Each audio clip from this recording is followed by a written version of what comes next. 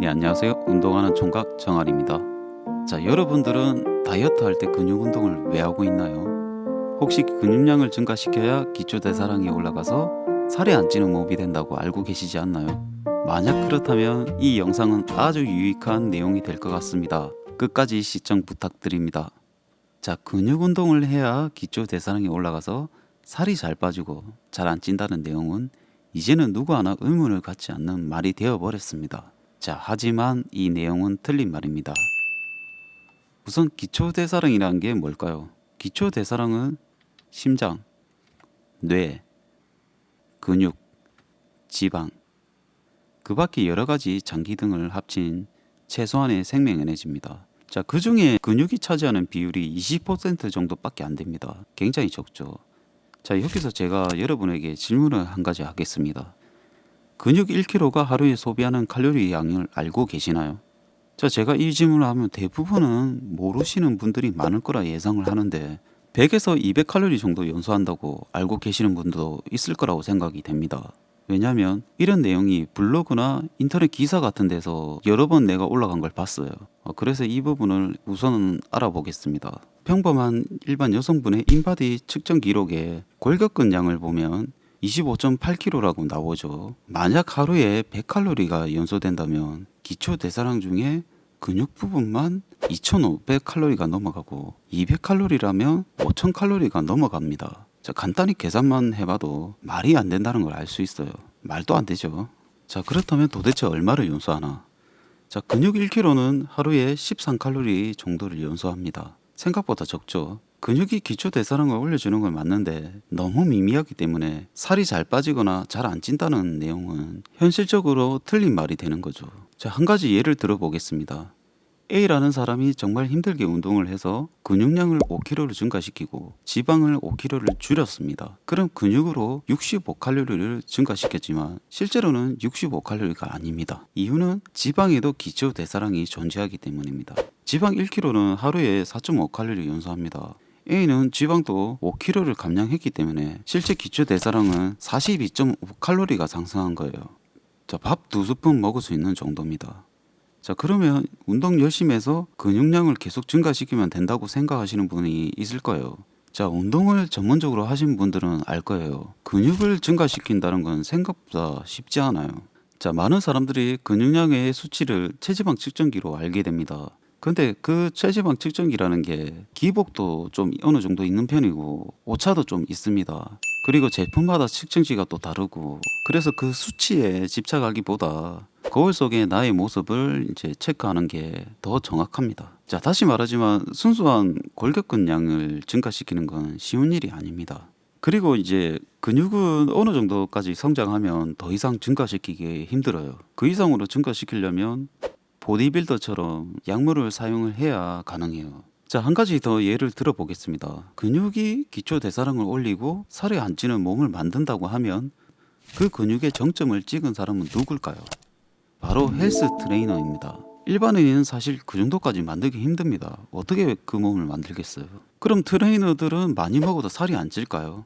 트레이너가 먹는 음식들이 있죠. 일단은 금주, 술을 안 먹는 거죠. 그리고 닭가슴살, 단백질 보충제, 계란, 고구마 등의 음식이 생각이 납니다. 이상하지 않나요? 왜 이런 음식을 먹을까요? 근육을 위해서도 있는데 가장 큰 이유는 살이 안 찌기 위해서입니다.